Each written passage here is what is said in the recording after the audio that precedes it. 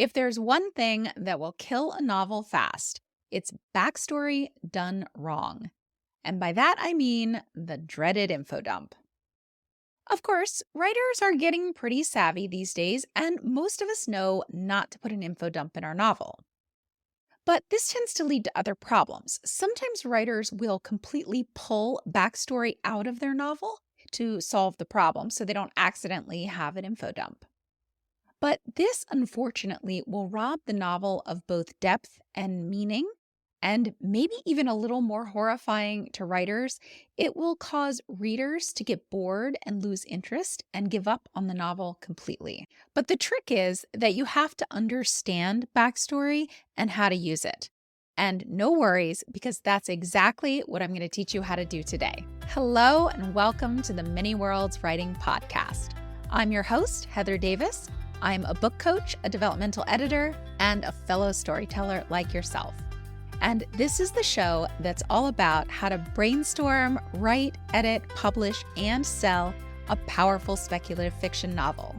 And maybe just change the world too. William Faulkner famously wrote, "The past is never dead. It's not even the past." Personally, having read many, many novels that have been celebrated and won awards and found readerships that are very dedicated to them, but also having read many manuscripts that are still in development, that are still trying to find their homes with agents and editors and readers, I could not agree more with what William Faulkner said. And in fact, it applies directly to your protagonist.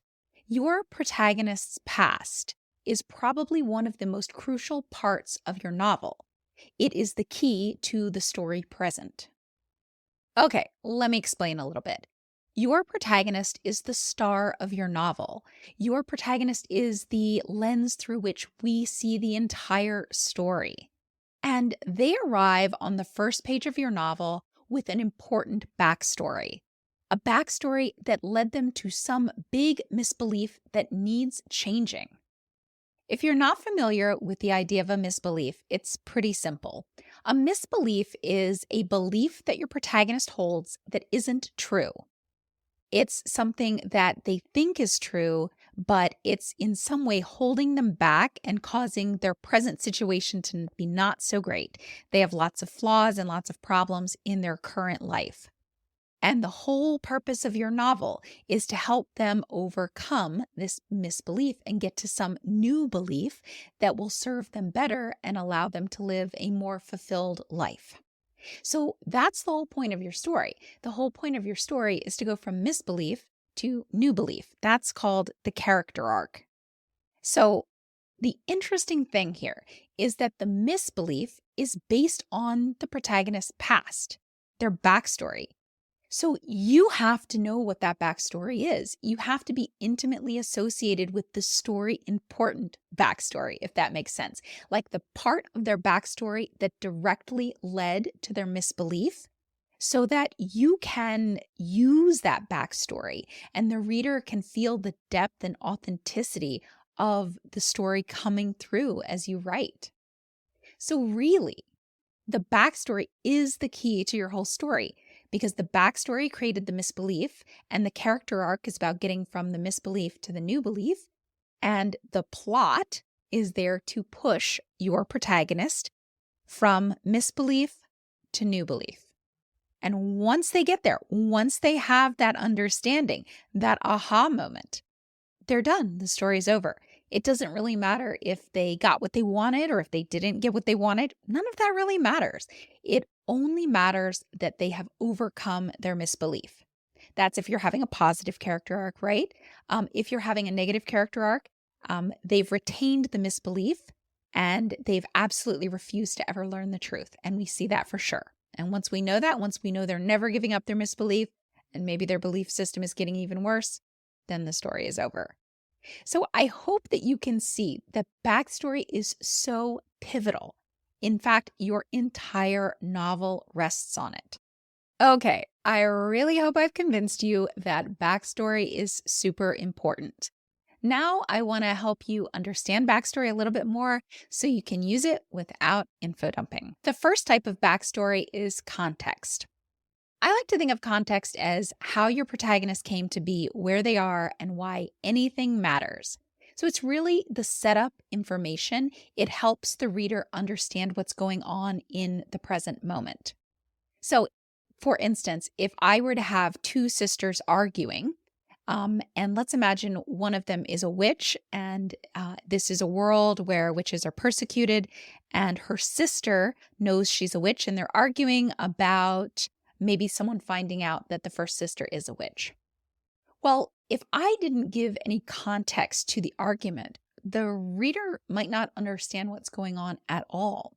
So I would want to give some context there. So let's call my witch Tara. I might want to say that Tara has known she was a witch since she was 3 years old, but she's always been super careful whenever she went into the village, and no one has ever found out. Now, I don't go into a specific memory. I'm simply summing up some information. She's a witch. She's known for a long time, and no one has found out. So those are just contextual things. Those are setup materials.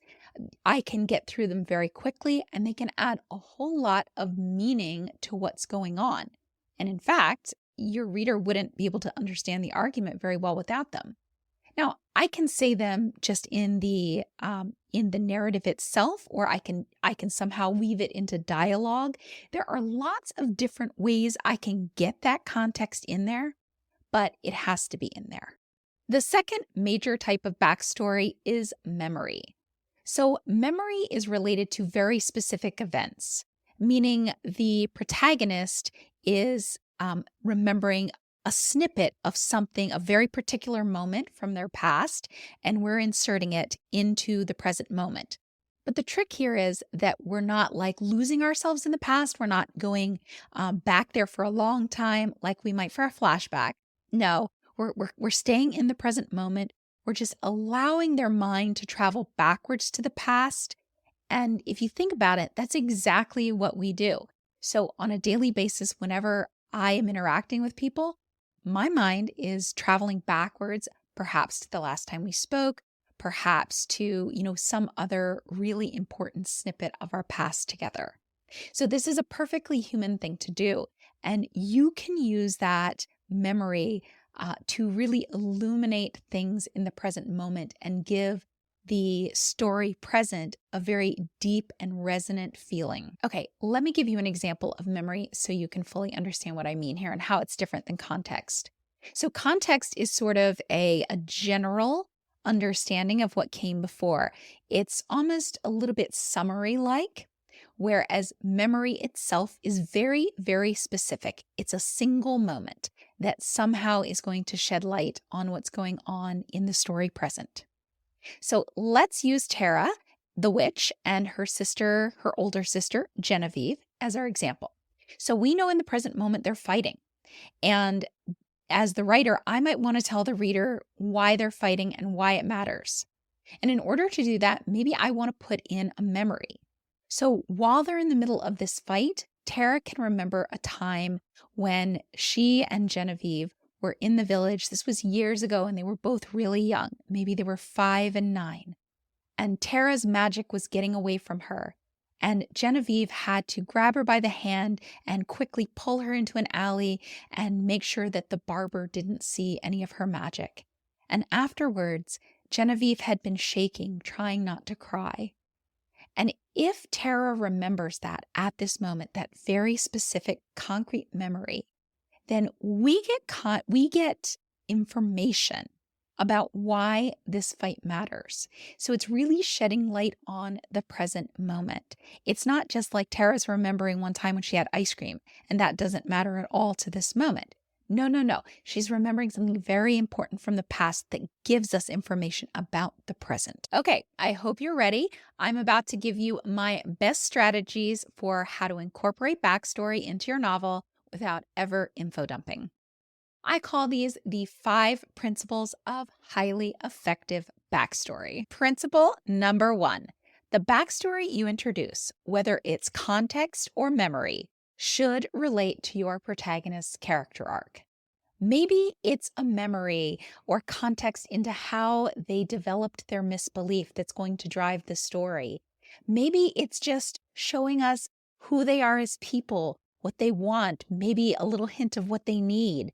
Maybe it's showing us how they make decisions and helping us to see all the flaws that have been created in the present moment by their misbelief. Whatever it is, it needs to touch that character arc so that we can feel its importance, so that we can feel it moving the story forward. Principle number 2.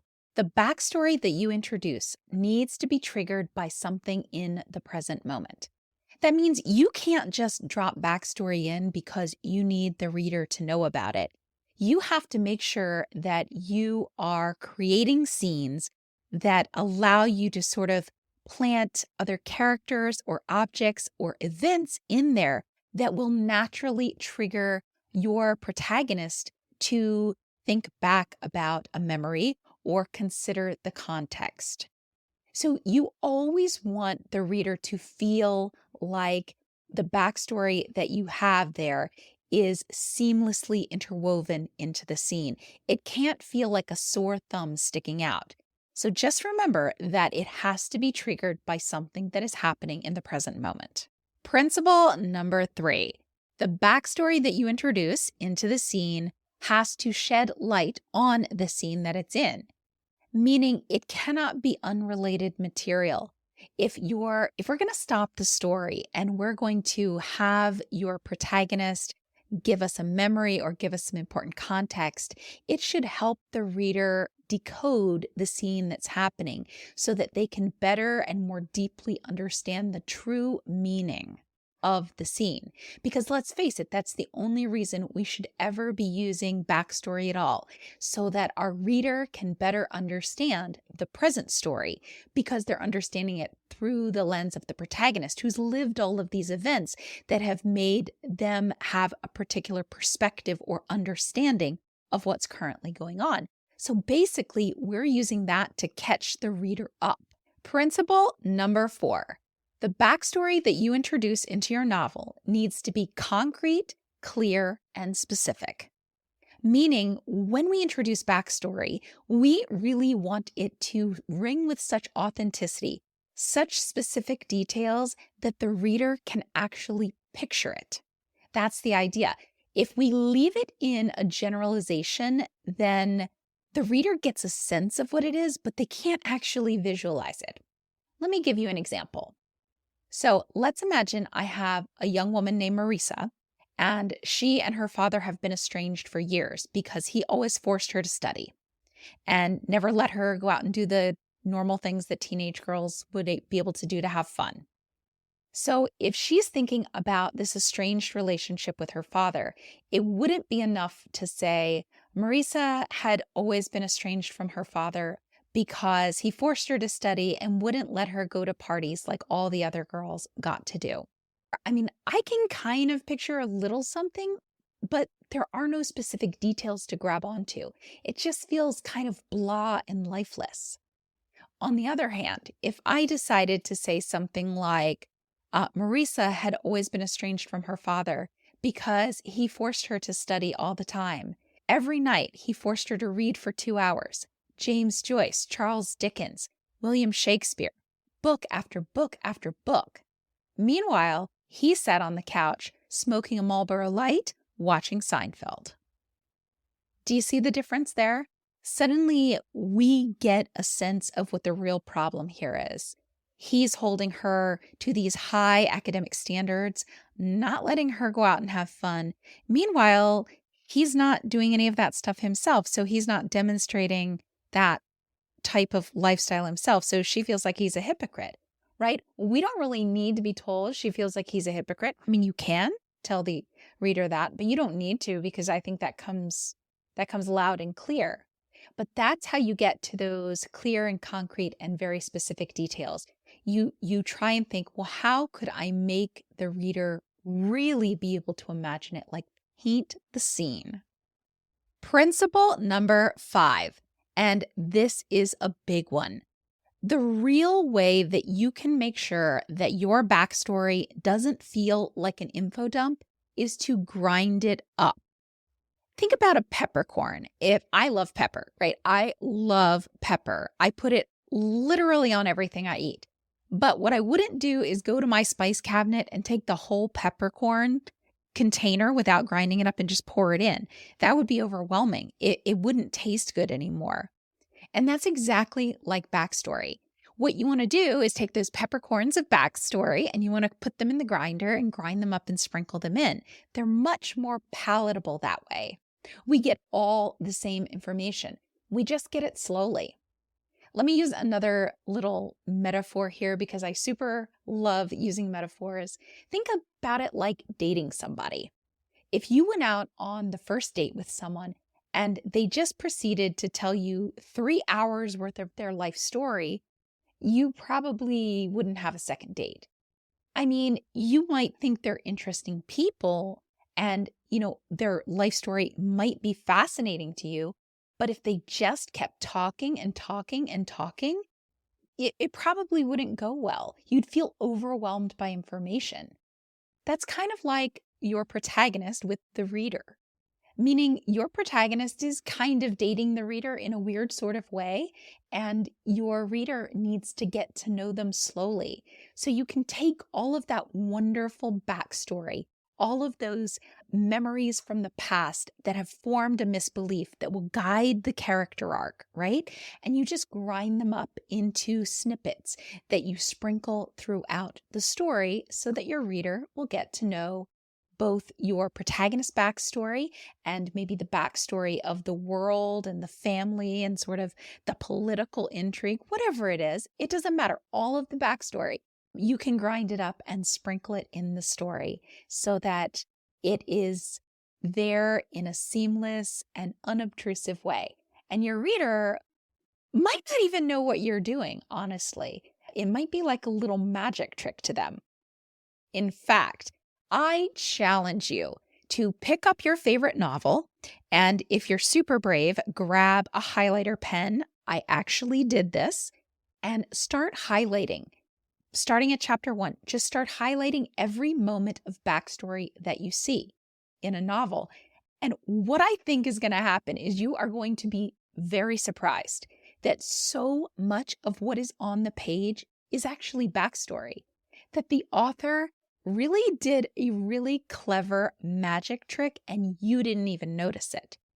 So that's my challenge to you. Go out and look at your favorite novel and highlight the backstory that you see, and then use my 5 principles to start inserting backstory into your own novel in a non-info dumpy way. Okay, writers, if you'd like to grab my super snazzy backstory checklist, you can find that at miniworldswriting.com/backstory, or you can snag it from the link right in the show notes.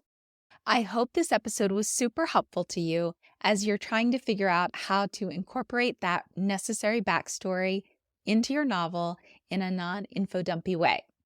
And if you could take a moment to follow or subscribe to the show, that would mean the world to me, and it would help me know that you would really like to see more of these episodes. Also, if you could share it with a writer friend, I would be very grateful. I would love to see this show helping lots of writers on their journey. Until next time, keep writing, keep dreaming, and remember, the world needs your stories right now. So don't you dare give up on your novel or yourself. See you later.